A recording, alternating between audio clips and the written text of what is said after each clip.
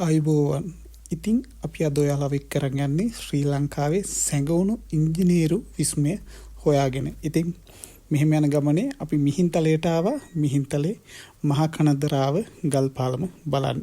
ඇත්තට මිහින්තලේ කිව්වම හැමෝටම මතක් වෙන්නේ ලංකාවට බුද්ධහම හඳුන්වා දුණු පූජනීය ස්ථානය. හැබැයි ඒ ආසන්නයේම තියෙන මහා කනදරාව පැරණි ගල් පාලම පිළිබඳව දන්නේ ඉතා සුළු පිරිසක්.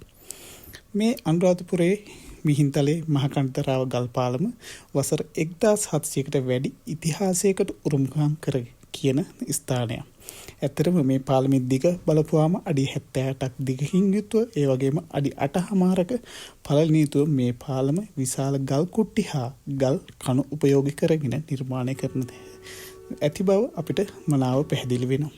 මේ පාලමේ නිර්මාතෘවරයා කවුරුන්ද යන තවමත් නිශ්චිතව හඳුනාගෙන නැත. හැබැයි ඉතිහාසඥයෝ විශ්වාස කරනවා ක්‍රිස්තු වර්ෂ 276 303 රජ කළ මහසෙන් රජතුමාගේ කාලේ මේක නිර්මාණය කරන්නට ඇති කියලායි.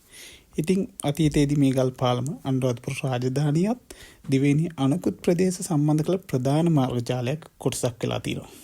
විලෙන්දෝ වන්දනාකරුවෝ රාජකීය නිලධාරීන් කරත්ත සහ ලියතුන් පවා මේ පාලම හරහා ගමන් කළ බව සැලකෙන. ඉතින් ඔයාලට පුළුවන් වෙලාවක මිහින්තලේ ඉන්න වෙලාවක මේ මහා කනදරාව ගල් පාලම බලන්න. ස්තුතියි.